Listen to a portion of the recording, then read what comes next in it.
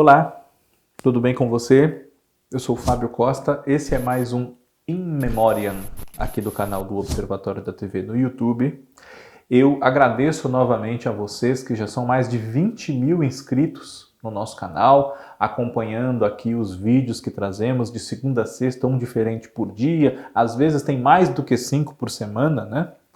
E fazemos lives e tudo mais, né? Também há os conteúdos no SoundCloud, no Google Podcasts para vocês ouvirem. Nós agradecemos muito por vocês se inscreverem aqui no canal, comentarem, darem as sugestões de vocês, enfim, valeu sempre. E antes de começarmos aqui a falar do nosso homenageado desta semana, eu gostaria de fazer uma pequena reparação de uma informação que demos algumas semanas atrás, também aqui no In Memoriam, sobre Fernando Torres. Na hora em que eu fui falar, né, vocês que nos acompanham aqui não sabem, claro, né, dos bastidores da coisa aqui, eu não leio teleprompter, eu não leio. Às vezes eu tenho uma ajuda de um caderninho, como hoje aqui, né, para não confundir determinadas informações, principalmente neste, que é um programa que fala de figuras que já faleceram, né, que não estão mais entre nós, então uma causa de morte, uma doença, alguma coisa assim, é sempre bom a gente não confundir, como toda e qualquer informação, mas essas principalmente, né, é bom ter um cuidado especial, até para não entristecer, não magoar ninguém, né, familiares, grandes fãs, enfim.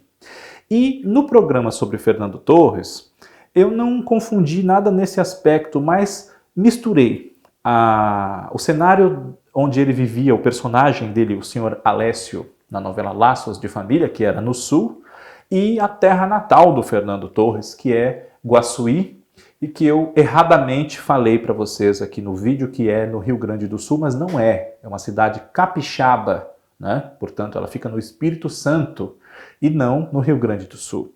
Então, você de Guaçuí, que viu o programa e falou, puxa, mas eu não estou aqui no Rio Grande, como é que ele falou que Guaçuí é no Rio?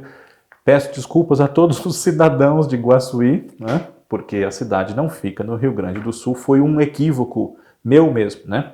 Eu falo de memória muita coisa, não leio teleprompter, etc. Então esse tipo de coisa, pela nossa espontaneidade aqui da narrativa, pode acontecer, está feita a reparação. Nesta semana, nosso homenageado é Rômulo Arantes. Rômulo Arantes, que já faleceu há 20 anos, né? Faleceu no ano 2000, ainda muito jovem, né? 2 dias antes de completar 43 anos de idade, muito jovem, né? E está no ar atualmente na reprise da novela Sassaricando, no canal Viva. Nessa novela, ele interpreta o Adonis, que em Haja Coração foi José Loreto quem viveu esse papel, que foi mantido com o mesmo nome, inclusive, apesar de algumas modificações ali necessárias ao enredo, né? Nesses quase 30 anos que separam uma versão da outra, né? Adonis, que é irmão de Apolo, o Alexandre Frota, em Sassaricando, né? E também de Diana, a Marcela Muniz, personagem essa que não existe em Haja Coração. Há uma outra moça que é irmã deles, a Larissa, papel da Marcela Valente, né? Mas que não é adolescente, não é jovenzinha como é a Diana em Sassaricando, enfim, né? Uma das mudanças que há entre as versões. E no observatório da TV.uol.com.br há um texto que nós postamos há alguns dias sobre essas diferenças entre uma novela e outra. Acesse lá. Né? Conforme for fazendo até um vídeo sobre isso também, agora que as duas estão em reprise, né? Tanto Sassaricando quanto Haja Coração. Sassaricando não foi a primeira novela de Rômulo Arantes como ator na TV, né? Ele já havia feito algumas participações no decorrer dos anos 80 e no mesmo ano em que estreou Sassaricando, 1987, ele, no decorrer do ano, havia interpretado o Nelo da novela Direito de Amar, de Walter Negrão, baseada num original radiofônico de Janete Claire, uma novela das 6. Né? Rômulo Arantes nasceu no dia 12 de junho de 1957. Ele era filho de um militar que também se chamava Rômulo Arantes. Né? Ele já era Rômulo Arantes Júnior. E tem um filho que seguiu seus passos na carreira de ator, né? O Rômulo Arantes Neto, ou Rômulo Neto apenas, né? Recentemente pudemos vê-lo na reprise de Eta Mundo Bom, no papel de Brás, E ele já fez algumas novelas, né? Fez Império também, fez uma das temporadas de Malhação. É um ator que anda seguindo os passos do pai realmente, né? E fazendo personagens que o próprio pai faria se essas novelas tivessem sido feitas quando ele estava vivo e era jovem também, né? Recentemente o Rômulo também fez Espelho da Vida, enfim. Antes de se dedicar à carreira na televisão, Rômulo Arantes, pai, digamos assim, embora ele já fosse júnior, né? Durante bastante tempo foi um nadador muito reconhecido, premiado, um atleta laureado até fora do Brasil, né? Por muito tempo, né? Ao longo dos anos 70 e parte dos 80. E começou a fazer participações na televisão no início da década de 80, fez Caso Verdade na TV Globo, a novela Brilhante, também O Homem Proibido, tudo isso ali por 81 e 82, mas apenas em 87, quando ele decidiu abandonar a vida de atleta, né? Ele um nadador, foi que ele se dedicou totalmente à televisão e às telenovelas. Recorro aqui à minha guia, né? Ele que era um nadador na modalidade nado costas e fez parte da equipe da Universidade de Indiana, nos Estados Unidos, onde ele estudou, né? Passou lá um tempo e entrou para o conjunto de atletas que disputaram eliminatórias ou os próprios jogos, né? Inclusive os Jogos Olímpicos em 3 ocasiões, 1972 em Montreal, né?